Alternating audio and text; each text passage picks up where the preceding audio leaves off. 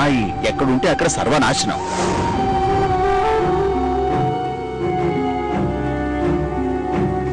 ఈ జాతకం కోటికొకరికి ఉంటుంది. వాళ్ళకి బాగానే ఉంటుంది, కానీ వాళ్ళు ఉన్న చోటు మాత్రం రణరంగంగా తయారవుతుంది. ఒక్కోసారి మనుషుల ప్రాణాలు కూడా పోవచ్చు.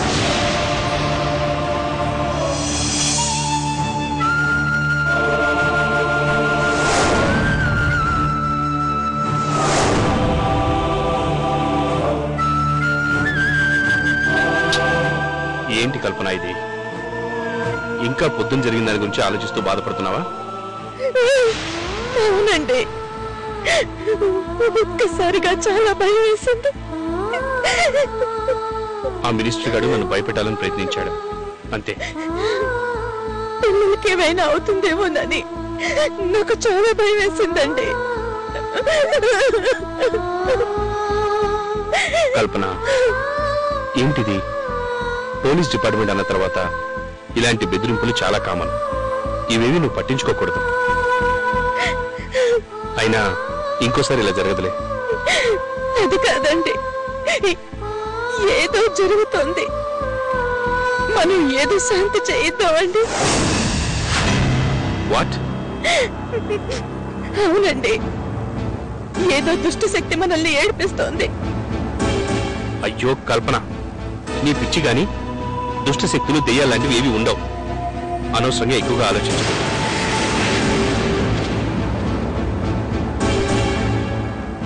అయినా పిల్లల్ని చూసేనే నేర్చుకో. వాళ్ళు అసలు ఈ విషయం పట్టించుకోవట్లేదు, అప్పుడే మర్చిపోయారు కూడా. అది కాదండి, మీరు నేనేం చెప్పినా మూఢ నమ్మకాలు అంటున్నారు. కానీ ఒక్కసారి ఎవరినైనా పిలిపించి శాంతి చేయిస్తే తప్పేంటి? తప్పే, చాలా పెద్ద తప్పు. ఏమండి? అవును, వద్దు అన్నాను, వద్దు. అంతగా నా మాట కాదని నీకు చేయాలనిపిస్తే నీ ఇష్టం. వద్దులేండి, ఐఎమ్ సారీ. అనవసరంగా మిమ్మల్ని విసిగించాను. పడుకోండి. Thanks for understanding. ఏంటా చూపు? ఇంకా ఏమన్నా పీకుదామనేనా?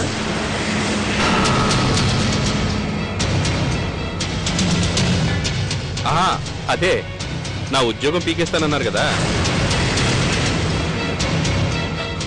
బాగానే రిమైండ్ చేసుకుంటున్నావు. రిమైండ్ లో ఉంది కాబట్టే నిన్ను వెంటనే రిమాండ్ లోకి పంపాను.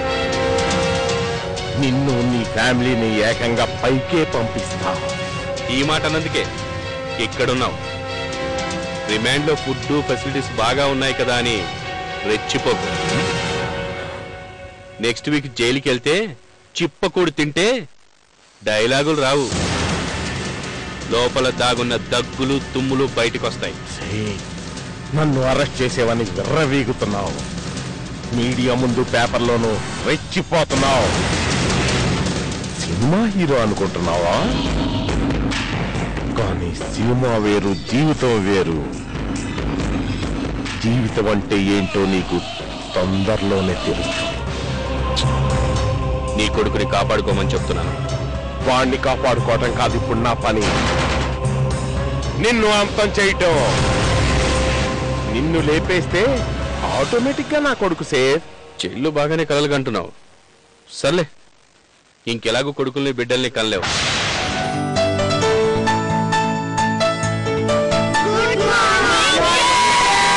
Good morning. Good morning. కూర్చోండి, కూర్చోండి. నేను ఈ స్కూల్కి కొత్తగా వచ్చాను. ఇంతకు ముందున్న టీచర్స్ కి నాకు చాలా తేడా ఉంది.